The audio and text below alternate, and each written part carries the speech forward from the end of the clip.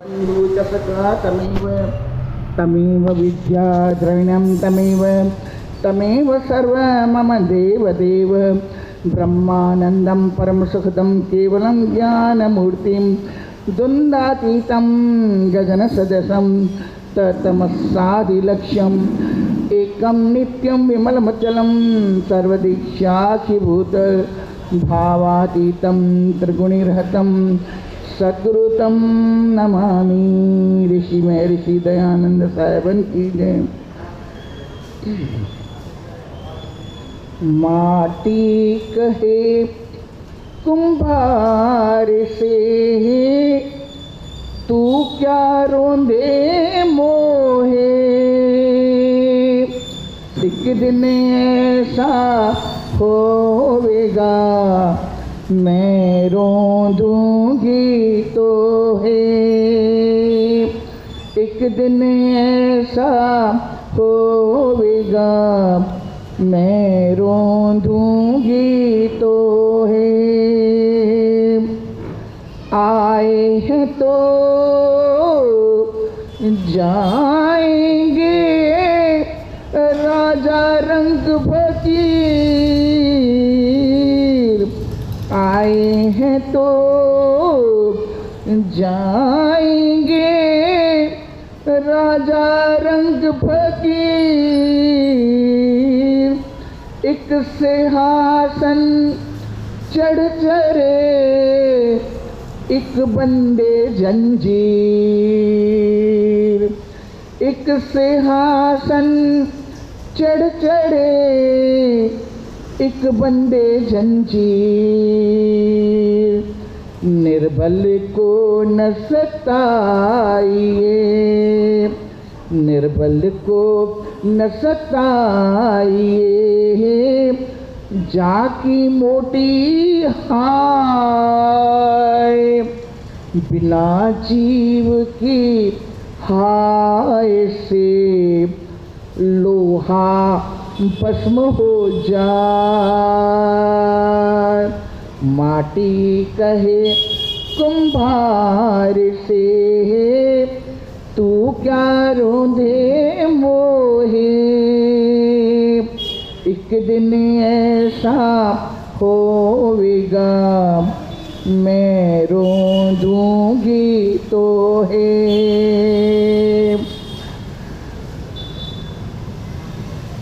पत्ता टूटा डाली से ले गई पवन उड़ा, पत्ता टूटा डाली से ले गई पवन उड़ा, अब के बिछड़े कब मिलेंगे दूर रहे संसार, अब के बिछड़े कब मिलेंगे दूर रहे संसार। सुख में सुमरन सब करे, दुख में करे न कोई, जो सुख में सुमरन करे तो दुख काहे को हो, जो सुख में सुमरन करे तो दुख काहे को हो। माटी कहे कुंभार से तू क्या रोंदे मोहे, एक दिन ऐसे होएगा मैं रोंदूंगी तो है। चलती चाकी देख के दिया कबीरा रोए, चलती चाकी देख के दिया कबीरा रो,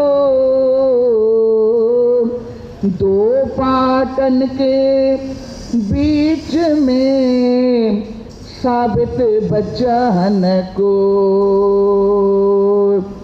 दो पाटन के बीच में साबित बचन को। कबीरा आप ठगाइए, कबीरा आप ठगाइए और न ठगिए कोई। आप ठगे सुख उपजे और ठगे दुख होए। माटी कहे कुम्हार से, तू क्या रोंदे मोहे। एक दिन ऐसा होवेगा, मैं रोंदूंगी तो है। एक दिन ऐसा होवेगा, मैं रोंदूंगी तो है। बोल सतगुरुदेव भगवान।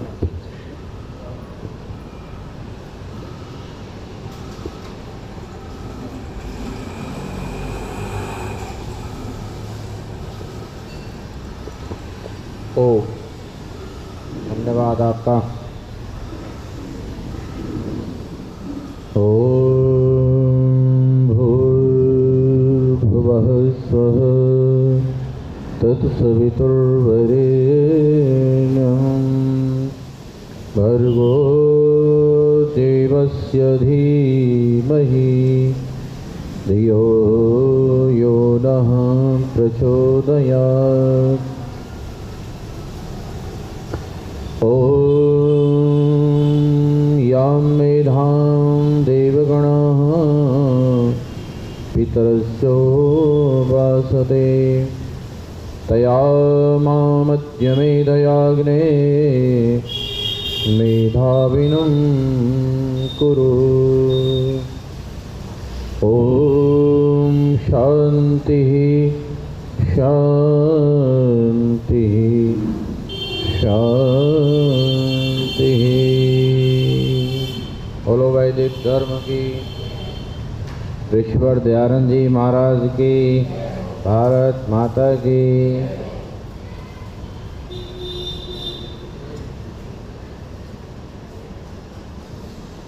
परमेश्वर की बड़ी कृपा है, हम सब लोग सत्संग में बैठे हैं। जीवन का अपना क्रम है। जैसे दिन रात होने का क्रम है, जैसे दिन होता है रात आती है, वैसे ही जीवन का भी क्रम रहता है। जीवन चलता है, मृत्यु हो जाती है, फिर जीवन चलता है। ये क्रम अपरिहार्य है, इसे कोई रोक नहीं सकता। मृत्यु असंभावी है, होनी है, और फिर से जन्म होना है। इस क्रम को बढ़िया बनाया जा सकता है और बहुत लंबे समय के लिए समाप्त भी किया जा सकता है जी। अच्छा बनाना है तो कर्म करना पड़ेगा अच्छा, तो हर बार मनुष्य का शरीर मिलता रहेगा और मनुष्यों में भी अच्छा मनुष्य शरीर मिलता रहेगा। आप अपने भाग्य के स्वयं निर्माता हैं। आप जो बनना चाहें, जो भविष्य चाहें, वैसा बन सकता है। और लंबे समय के लिए इस क्रम को रोकना है, जन्म मृत्यु के क्रम को, तो उसका तरीका है मोक्ष प्राप्त करना है जी। और इन दोनों में से कोई भी व्यवस्था ठीक हो जाए, उसका आधार ज्ञान है। बोलो जी, क्या है? ज्ञान है और कर्म है। कर्म होगा ज्ञान से। ज्ञान पर हम चर्चा कर रहे हैं आपके बीच। ये ज्ञान कहाँ से आता है? प्रामाणिकता देखनी है तो हमें वेदों की ओर लौटना पड़ेगा। ध्यान से सुना करो आप लोग कितना लाभ ले रहे हैं सत्संग से आप जानिए। लाभ नहीं लिया तो कई हानियां होंगी, आपके जीवन की हानियां होंगी और दोष भी लगेगा अगर सत्य बातों से लाभ नहीं लिया तो। सारे संसार भर में अगर वेद नहीं होता तो कोई पुस्तक नहीं बनी होती है जी। फिर से सुनो और ये बात नोट करो अपने दिमाग में। अगर विश्व भर में वेद का ज्ञान नहीं होता, परमेश्वर वेद का ज्ञान नहीं देता, तो कोई पुस्तक नहीं होती। बोलो हाँ या ना, है जी। मैं अभी सबकी बात समझ में नहीं आ रही है ये बात। कुरान, पुराण, जिंदावस्था, जिनवाणी, तौरेत, धम्मपद, गुरु, त्रिपिटक, कबीर बीजक, ये कोई पुस्तक नहीं होती। कब? जब वेद नहीं होता। और सारी पुस्तकों में जो अच्छी बातें हैं वो वेद की हैं, और गलत बातें उस लेखक के घर की हैं जिसने भी गलत लिख दिया। जैसे ये लिखा है अहिंसा परमो धर्म, तो कहाँ लिखा है ये मनुस्मृति में लिखा है। अन्य जगह पर लिखा है अहिंसा कहते, ये बौद्ध वाले भी तो यही कहते हैं वो अहिंसा वाले हैं, पर ये अहिंसा इनके घर की नहीं है। ये उपदेश, ये वेद का उपदेश है। बोलो कहाँ का है? और कहीं पुस्तकों में ये भी लिखा है कि आप बलि चढ़ा सकते हैं पशु की, तो ये बात भी वेद की है क्या? ये किसकी है? जिस पुस्तक में लिखा है उसके लेखक के दिमाग में उपजी है ये बात, उसके प्रोसेस से पैदा हुई है। मेरी बात पहुंच रही है आप तक? इसीलिए सारे संसार की पुस्तकों का परीक्षण होना चाहिए। आर्य समाज ये काम करता है, ये पुस्तक ठीक है कि गलत। अच्छा, ऋषि दयानंद ने किया कि नहीं ये काम? बौद्धों की समीक्षा कर दी कि देखो यहाँ इतना सही इतना गलत। जैनियों की समीक्षा कर दी, इतना गलत लिखा है तुमने इतना ठीक। मुसलमानों की समीक्षा कर दी, ईसाइयों की समीक्षा कर दी। उस समय पर जितने संप्रदाय बन गए थे, ऋषि दयानंद ने सत्यार्थ प्रकाश के 4 समोल्लास में उन सबकी समीक्षा कर दी है। सबके ऊपर लिख दिया है कि ये इतना ठीक कहते हैं, इतना गलत कहते हैं, और जो जो भी गलत है उसे छोड़ो और जो सही है उसे अपनाओ। अब आपको एक बात और बताता हूं, शायद समझ में आ जाए बात। सांच बराबर तप नहीं, झूठ बराबर पाप, जाके हृदय सांच है ताके हृदय। ये किसने कहा? ये जो पढ़ा है मैंने दोहा, ये किसने कहा है? कबीर ने या तुलसीदास ने? चलो 2 ऑप्शन आ गए, कबीर ने या तुलसीदास ने। बताओ किसने कहा? तुलसीदास ने? नहीं, तुलसीदास ने नहीं कहा, ये कबीरदास ने कहा। सांच बराबर तप नहीं, झूठ बराबर पाप, जाके हृदय सांच है ताके हृदय। लेकिन प्रश्न यह है, ये कबीरदास के घर की उपज है या उन्होंने कहीं से सीखी थी? कबीरदास जी की अपनी है ये बात या कहीं से सीखी थी? अरे बोलो, सीखी होगी। मतलब आप लोग क्या सुनते हैं? अगर आपको ये प्रश्न का उत्तर ही समझ में नहीं आ रहा ये हमने अपनी चर्चा में कहा कि नहीं कहा एक दिन, पर कोई कभी आता है कभी कोई नहीं आता है, क्या समझ में आएगा। हमने ये कहा मनुष्य अपने आप कुछ नहीं जानता है, उसे यहाँ सब सीखना पड़ता है।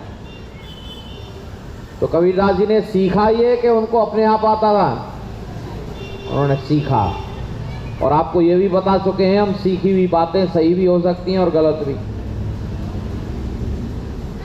इससे पहले उपनिषद में लिखा हुआ है यही बात, सत्यमेव जयते ना अनृतम सत्येन पंथा विद्यतो देवयानः। सत्य की जय होती है, असत्य की कभी नहीं। सत्यमेव जयते, ये आपने दूरदर्शन देखा होगा, दूरदर्शन, तो दूरदर्शन पर ये लिखा होता था। आजकल तो दूरदर्शन कोई देखता ही नहीं है, पता नहीं कितने बदलाव आ गए। अब पूछो ये बात उपनिषद में आई तो उपनिषद के ऋषि के अपनी उपज है या उसने भी सीखी कहीं से? कहीं से सीखी, वेद से सीखा। वेद में लिखा है अनृतात् सत्यम उपैमि, मैं असत्य को छोड़कर सत्य का पालन करता हूं, करूंगा, ऐसा व्रत लेता हूं। सत्य की जानकारी वेद से प्राप्त हुई और लोगों ने कहा, जैसे मैं प्रवचन कर रहा हूं, मेरे पास अपनी कोई बात नहीं है, मैं तो इधर उधर से जोड़कर आपके पास रख रहा हूं। ये सारी जानकारियों का आधार परमेश्वर है। बोलो कौन है? परमेश्वर। अब प्रश्न यह है, कुछ लोगों ने यहां बड़ा रायता फैलाया है। लोग ये कहते हैं हमारे गुरुजी सब जानते हैं। अच्छा बताओ, संसार में ऐसा कोई गुरु है जो सब जानता हो? ये जरा ध्यान से सुनना। सारे संसार भर में जितने गुरु हैं, अगर वह वेद की बात करते हैं तो सही बात करते हैं, और वेद की बात नहीं करते तो वो गलत बात जरूर करेंगे।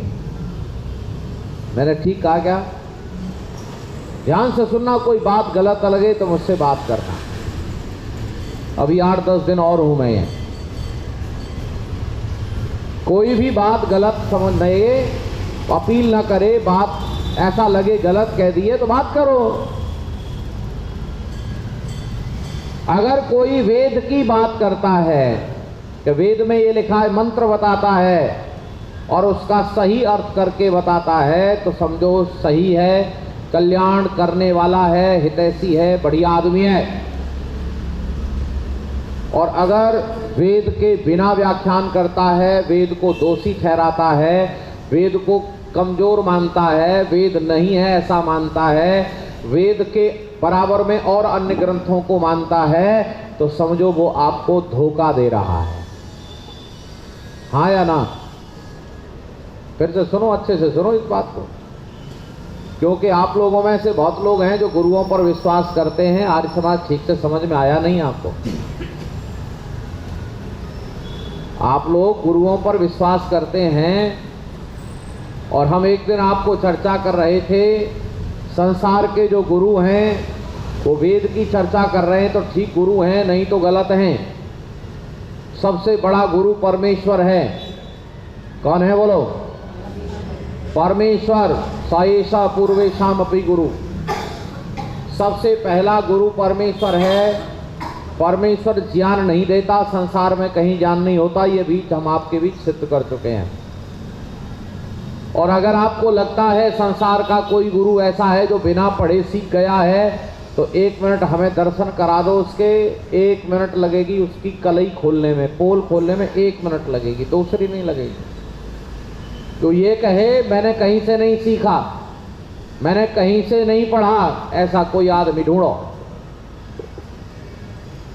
आपके नजदीक ब्रह्मा कुमारी चलता है, इस व्यक्ति का नाम है लेखराज। चलाने वाले व्यक्ति का नाम लेखराज नाम है, लेखराज। अब नहीं है दुनिया में, उसने अपने आप को ब्रह्मा बना दिया। और सारी एक टीम तैयार कर दी, एक फौज तैयार कर दी, आपस में पति पत्नी को भी बहन भाई बना दिया। माने सब ब्रह्मा कुमार ब्रह्मा कुमारी हैं, संतान उत्पत्ति का कार्यक्रम बंद, संसार मरने वाला है। ये लोग 2012 में भी यही कह रहे थे, याद है किसी को? 2012 में ये कह रहे थे अब सारी दुनिया मरने वाली है, और अब 2023 चल रहा है। भाई इतने समय में तो ना मरी। और आपको बता रहे हैं अभी 2 अरब वर्ष तक कुछ नहीं बिगड़ेगा संसार का। देखो कितनी बड़ी बात बता रहे हैं। इन लोगों ने गलत काम करना, गलत प्रचार शुरू कर दिया है, और न ये वेद को मानते हैं, न किसी पुराण को मानते हैं, न गीता को मानते हैं। ये किसी ग्रंथ को नहीं मानते। आपको पता है ये किसको मानते हैं? ये मानते हैं बाबा लेखराज ने जो मुरली निकाली है, मुरली नाम से जो दोहे निकाले हैं, उनको मानते हैं। मैं ठीक कह रहा हूं क्या? पता है आप लोगों को? मुरली कहते, मुरली, कि ये बाबा ने मुरली जो दी है वही उपदेश है हमारा, उसके अतिरिक्त और किसी को नहीं मानते हम। और पता नहीं कितना कितना उल्टा प्रचार करते हैं। इसका मतलब इनके लिए वेद बेकार हो गया। इसका मतलब हम गलत हो गए, वो सही हो गए। जो लोग वेद की उपस्थिति नहीं मानते, वेद को गलत मानते हैं, वेद को खराब मानते हैं, वेद को उपयोगी नहीं मानते, वो लोग सब गलत हैं।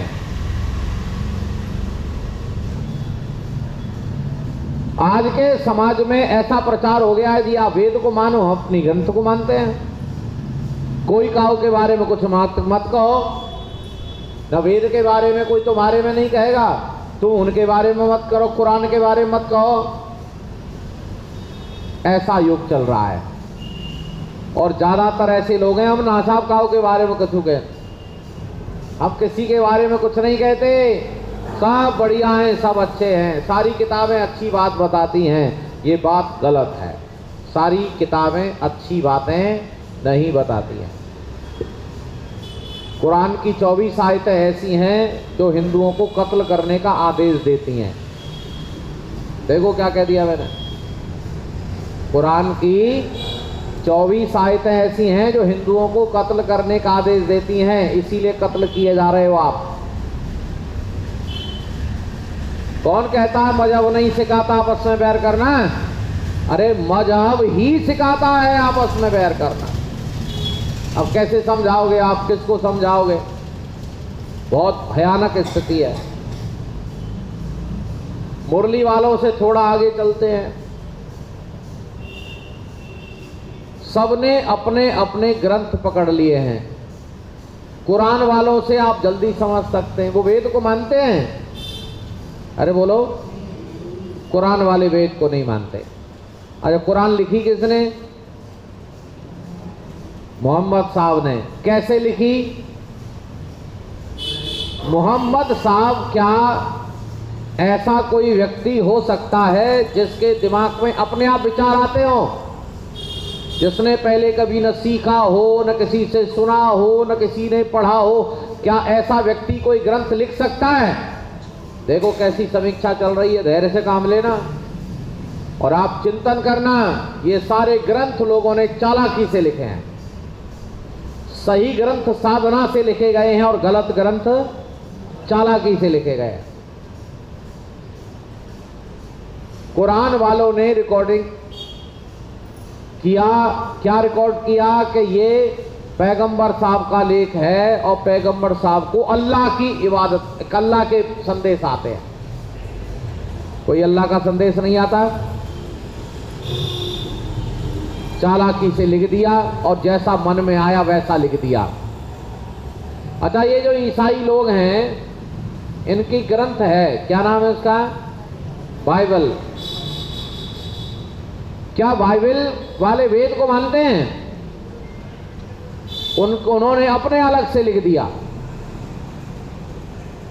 और अलग से लिख करके उन्होंने प्रचार कर दिया कि परमात्मा की वाणी ये जो बाइबल है ये परमात्मा की वाणी है। वो वेद को नहीं मानते।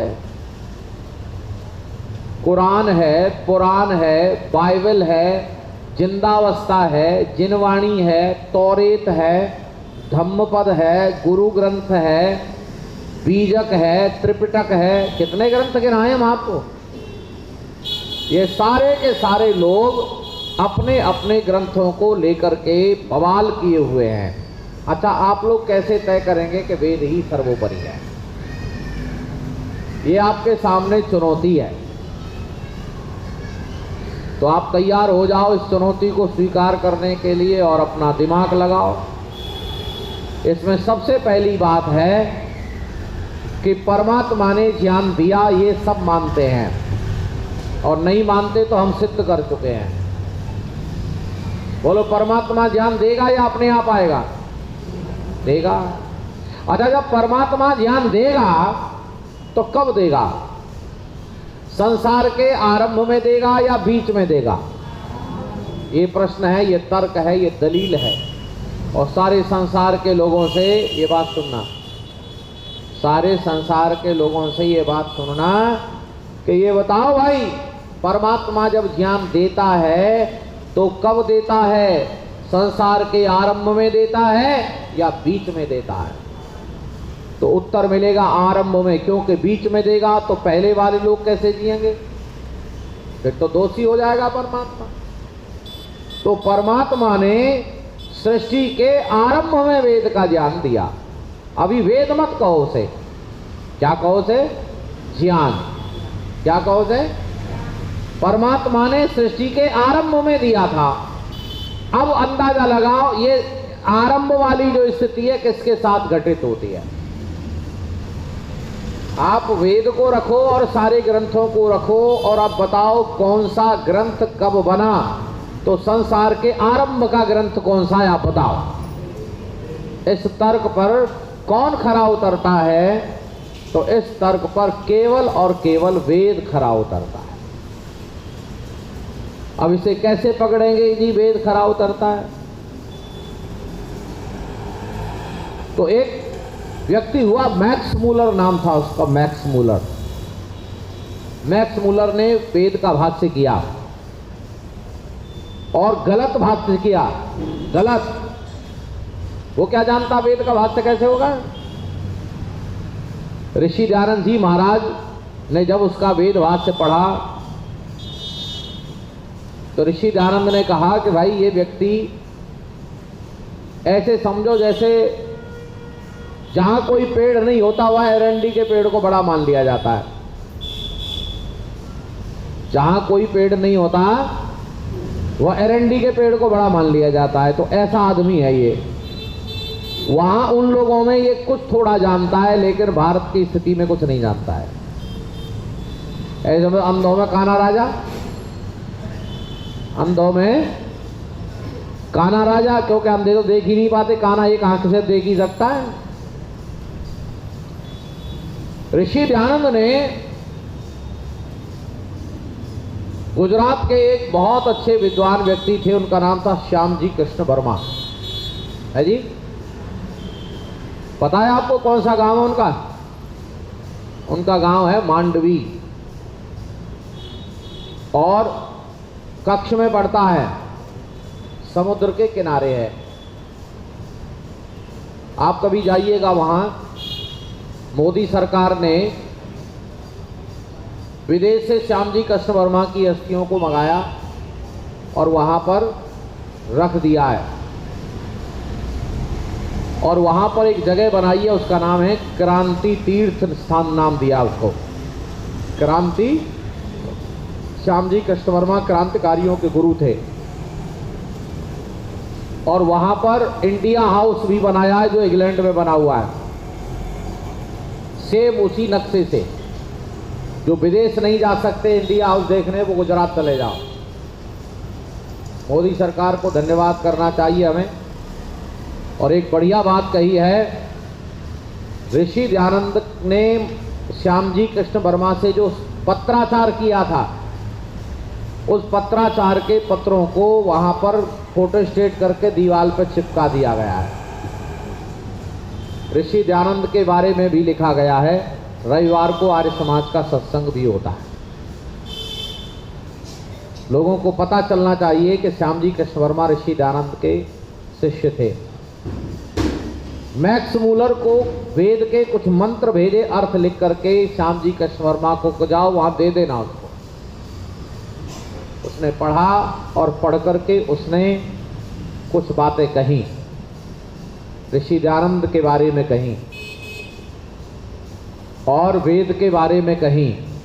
ऋषि दयानंद से निवेदन किया कि हे ऋषिवर, हे स्वामी जी, आपका जो वेद भाष्य है उसके मुकाबले मेरा तो कुछ भी नहीं है। मेरा वेद भाष्य तो अटकल पच्चू है, मैं तो जानता ही नहीं हूं। इसीलिए आपसे मैं निवेदन करता हूं कि आप इस भाष्य को जल्दी पूरा करिए और अंग्रेजी में भी छपवाइए, ताकि जहां अंग्रेजी भाषी लोग हैं वो लोग भी पढ़ लें। ये बात लिखी उसने। उसके बाद उसने वेद को समझने का यत्न किया तो उसने कहा, संसार के पुस्तकालय में सबसे पुरानी पुस्तक ऋग्वेद है।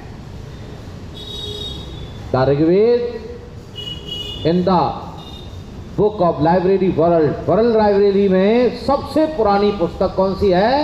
ऋग्वेद। ये उसने कहा। जनरल नॉलेज का क्वेश्चन है, संसार की सबसे पुरानी पुस्तक क्या है? ये जनरल नॉलेज का क्वेश्चन है और 10वीं कक्षा से लेकर के IAS PCS तक पूछा जाता है। बताओ क्या लिखना पड़ेगा? ऋग्वेद ही लिखना पड़ेगा। वहां कुरान, पुराण, बाइबल आदि लिखने से काम नहीं चलेगा। चाहे वो मुसलमान हो, ईसाई हो, हिंदू हो, जैन हो, बौद्ध हो, क्या लिखना पड़ेगा? ऋग्वेद लिखना पड़ेगा। Rigveda is the book of library in the world. संसार के पुस्तकालय में सबसे पुरानी पुस्तक ऋग्वेद। मैं आपको ये भी बताऊंगा कि केवल ऋग्वेद ही पुराना नहीं है, चारों वेद पुराने हैं, चारों वेद। लेकिन अभी हम इस बात को एक तर्क समझेंगे आज कि संसार में सबसे पुराना ग्रंथ वेद है। सारे ग्रंथों का रचना काल है। रामचरितमानस कब बना? 450 साल पहले, अकबर के समय में। अच्छा, कुरान कब बना है जी? 1400 साल पहले। उससे पहले कुरान नाम का कोई ग्रंथ नहीं। अच्छा, बाइबल कब बना? 2000 साल पहले। अच्छा, ये जैनी और बौद्धों के ग्रंथ कब बने? 2500 वर्ष पहले। अच्छा, महाभारत और गीता कब लिखा गया? 5000 साल पहले। अच्छा, रामायण कब लिखा गया? लगभग 9 लाख वर्ष पहले।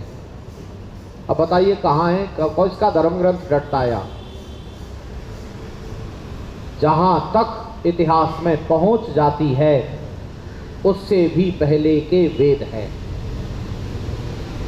जहां तक आपकी पहुंच जाती है 1000 साल, 2000 साल, 10,000 साल, लाख, करोड़ वर्ष, उससे भी पहले वेद विद्यमान हैं। यह है पहला तर्क। सारे ग्रंथों में, सारे दुनिया के ग्रंथों का आकलन किया जा सकता है कौन ग्रंथ कब बना। इतिहास में इसको कहते हैं साहित्य का इतिहास। हर चीज का इतिहास है। कपड़े बनने का इतिहास, कपड़ा कब से बना। मकान बनाने का इतिहास, ये देश बनने का इतिहास, बर्तन बनने का इतिहास, हर चीज का इतिहास होता है। वो अलग बात है हम कितना पढ़ पाते, कितना समझ पाते, कितना देख पाते हैं। ऐसे ही साहित्य का इतिहास। और सुनो, हिंदी साहित्य का इतिहास, उर्दू साहित्य का इतिहास, सबसे पुराना है संस्कृत साहित्य का इतिहास। सबसे पुराना संस्कृत कब से प्रचलन में आई? ये वेद की जो वाणी है संस्कृत नहीं है, इसका नाम है देववाणी। बोलो क्या है? देववाणी। वो अलग भाषा है, संस्कृत उसके बाद बनी है। ये हम बोलते हैं, पढ़ते हैं, लिखते हैं, ये संस्कृत है और वो देववाणी है। संस्कृत का इतिहास सबसे मोटा ग्रंथ है। हमने जब अध्ययन काल में पढ़ा तो इतने मोटे मोटे 7 वॉल्यूम थे, 7। अंदाजा लगाओ, जब इतिहास लिखा गया है, ग्रंथ कितने मोटे मोटे रहे होंगे। इतने मोटे ग्रंथ लिखे, बस ये ग्रंथ इस काल में लिखा, इसमें ये लिखा हुआ, अगला ग्रंथ, अगला, ऐसे ग्रंथ लिखे हुए हैं। वेद से लेकर के आज जितना भी जब तक लिखी पुस्तक, संस्कृत में कितनी पुस्तकें लिखी जा चुकी हैं, सबका इतिहास है। अलग अलग भाषाओं का इतिहास है, अलग अलग देशों का इतिहास है। अगर ईमानदारी से इतिहास खंगाला जाए तो भारतीय संस्कृति, भारतीय सभ्यता और वेद से पुरानी सभ्यता किसी की नहीं। देखो, मैंने एक बात जोड़ी ईमानदारी से। तो बेईमानी से कोई कुछ भी कह दे, बेईमानी से कोई कुछ भी कह दे। तो आज हमने एक बात समझी कि वेद सबसे पुराना है, इसीलिए परमेश्वर की वाणी है। ग्रंथों का आकलन कैसे करते हैं, कौन नया कौन पुराना, इसकी चर्चा कल करेंगे। समय हो चुका है, आप सबने धैर्य से सुना, आप सभी का बहुत बहुत धन्यवाद। सीधे बैठेंगे, शांति बात। ओम जहुः शांतिरंतरिक्षम शांति पृथिवी शांतिरापः शांतिरोषधयः शांति वनस्पतयः शांतिर्विश्वे देवाः शांतिर्ब्रह्म शांतिः सर्वं शांतिः शांतिरेव शांतिः सामा शांतिरेधि। ओम शांति शांति शांति। जो बोले सो अब है। गुरुवर विरजानंद की, जगत गुरु महर्षि देव दयानंद की, मर्यादा पुरुषोत्तम श्री रामचंद्र की, योगीराज श्री कृष्णचंद्र महाराज की, महर्षि पतंजलि की, महामुनि पाणिनि की, देश और धर्म पर बलिदान होने वाले वीर वीरांगनाओं की, भारत माता की, गौ माता का, आर्य समाज, वेद की ज्योति, ओम का झंडा, जो बोले सो अब है। प्रणव ध्वनि।